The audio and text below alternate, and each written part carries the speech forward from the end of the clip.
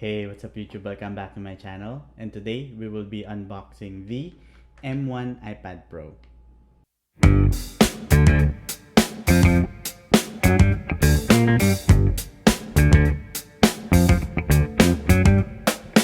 Okay, so shout out to Breese Authentics. Doon natin nabili tong iPad Pro, Apple Pencil, and the AirTags. So hindi natin i-unbox dito yung AirTags. Mag-upload ako ng separate video for that one. Okay, so if you don't know Breese Authentics, isa siya sa mga well-known online sellers when it comes to Apple devices. So I'll provide a link in the description down below, yung IG nila. So sa kanila ko rin nabili yung previous iPad Air 4 na na-unbox natin here on our channel. Okay, so thank you again Breese Authentics for this one kasi hindi pa available sa M1 iPad Pro here in the Philippines. Though, pwede mo na siyang bilhin sa Apple website pero nung chinek ko, parang first week of July pa yung dating niya. So if you want to have the latest Apple devices, check out Breese Authentics. Okay, so if bago ka lang sa channel ko, please subscribe to my channel. Pero ngayon, road to 1K na tayo. And ibig sabihin nun, magkakaroon tayo ng giveaway. Yan. So if you want to participate in the giveaway, so subscribe muna. And then magkakaroon ako ng separate video discussing about the mechanics of the giveaway. Also, I have an IG account. So all of my tech photography is there. If you are into that kind of photography or your feed, please check out also my IG. Okay. So, let's do the unboxing. Ito na siya guys. We'll do the unboxing na. So, if you bought from Breese Authentics, meron siyang policy na ganito. Return and refund policy. So, video footage is required during unboxing and packing of items. So, no video, no return, no refund. So, actually, protection to guys for the seller and at the same time for the buyer. Pag open nyo, sira yung item, mas okay na na-videohan nyo kasi pwede nyong ipa-return and papalitan ng hindi sira. So, protection to ng buyer and at the same time, protection din ng seller para hindi naman ma-scam si seller. So, ang galing nung naisip ni Breese Authentics na ganito. So, hindi naman necessarily maging YouTuber ka para gumawa ng unboxing video for this one. Just a simple phone lang. And then, ready nyo lang yon. And then, pagka walang issues, then delete the video. Okay? So, opening it now. Okay. Bye-bye sticker.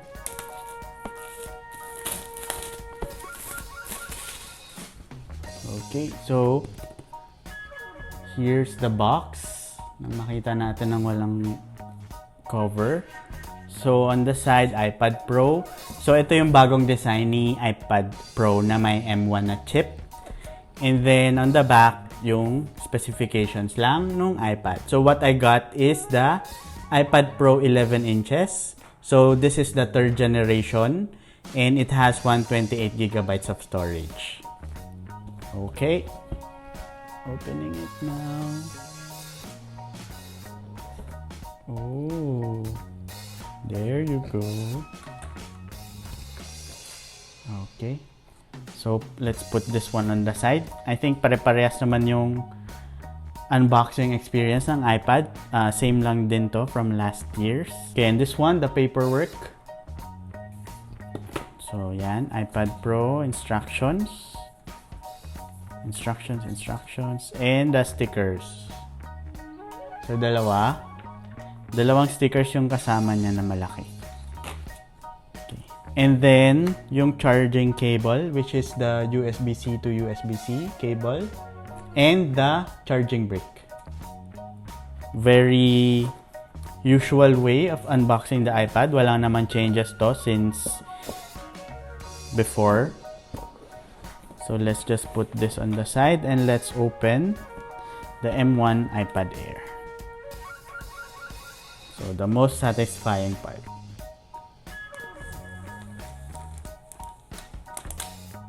Oh. Ganda nung guys, nung camera. Cut out. So, grabe. Bilis maalikabok. Okay, so ito na siya guys. Let's try to turn it on if may battery pa.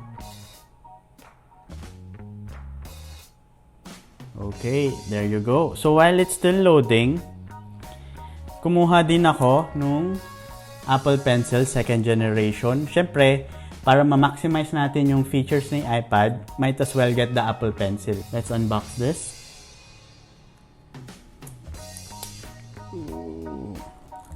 This time wala na yung mismong sticker na no refund. For the lang siguro siya, big items like the iPad. So yan, here it is guys. If hindi pa kayo aware with the Apple Pencil, so ito yung box niya. So kita dito yung Apple Pencil mismo. And then nakalagay lang dito sa gilid Apple Pencil. And that's it.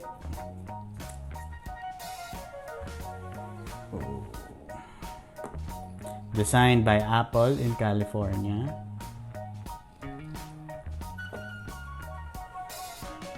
So, again, paperworks about the Apple Pencil and the Apple Pencil itself. Ooh.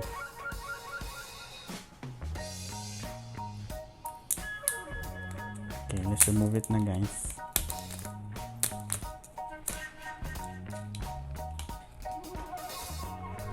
Okay, so it is guys. Okay, so I'll set it up lang. Okay, so ito siya guys. Installed na. So na-miss ko yung ProMotion display. Ayan. And then to connect the Apple Pencil, you just have to do this. Ayan. Connected na siya. Lumabas yung Apple Pencil. So isa-set mo siya. Try writing a few words. Continue. Apple Pencil connected, 64%.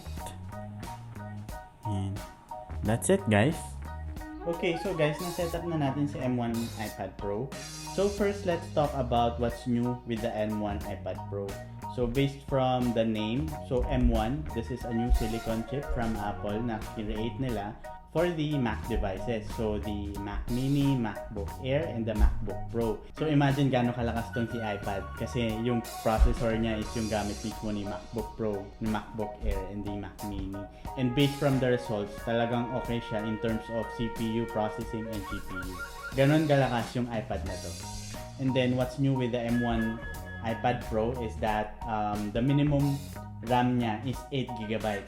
And then you can go up to 16GB if kinuha yung storage is 1TB and above. So imagine the iPad has 16GB of RAM.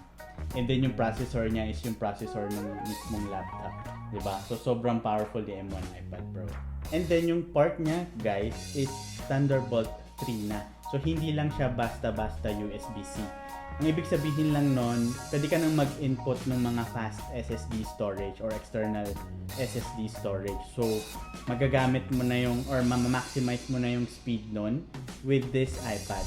So, yung before kasi, like the iPad Air 4 and then yung previous iPad Pros, Type-C siya pero hindi siya Thunderbolt 3. And then, if you will gonna get the cellular model, so this one is capable of 5G already.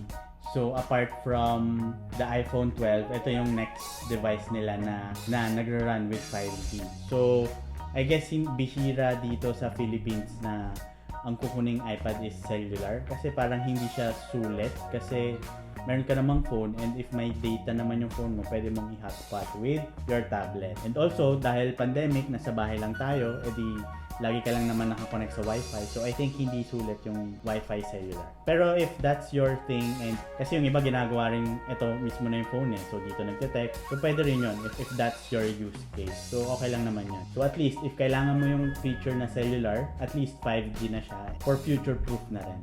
So, yung camera niya sa harap, nag-upgrade na din. Ang new feature niya is meron na siyang ultra-wide camera with Centerstage. So the iPad Pro features a new ultra-wide camera with 12 megapixel sensor and a 122-degree field of view, making it perfect for FaceTime. And yung bago nilang feature which is the Centerstage. So Centerstage, the all-new Centerstage uses the ultra-wide camera and machine learning to change the way you participate in the video calls. So, habang gumagalaw ka, para siyang sumusunod. Pero in reality kasi, naka-wide angle na kasi yung camera. So, mukha lang siyang sumusunod, pero in reality, pinipili niya lang kung ano yung naka-zoom or naka-crop. Pero ang galing niya kasi nga, kahit gumalaw-galaw ka, susundan ka niya. And then, if you're gonna get the 12.9 iPad Pro, M1 iPad Pro, meron siyang XDR display. So, sabi nila, yun daw yung pinakamurang XDR na mabibili mo. Kasi nga naman, yung Apple Pro Display XDR, sobrang mahal niya na monitor. So, yun yung ginamit na screen for the 12.9 M1 iPad Pro. In this case, si 11 inches, ang gamit na display is hindi mini LED. So, that's for 12.9 lang. Si 11 inch, liquid retina display pa rin. So, meron pa rin siyang 600 nits peak brightness. And then, meron pa rin siyang ProMotion display with a 120Hz refresh rate. And still, P3 wide color gamut. So, yung wide camera is still the 12 megapixels. And then, yung isa na ultra wide, which is 10 megapixels. And then, meron siyang LiDAR scanner, which is lumabas naman na sa previous iPad Pro.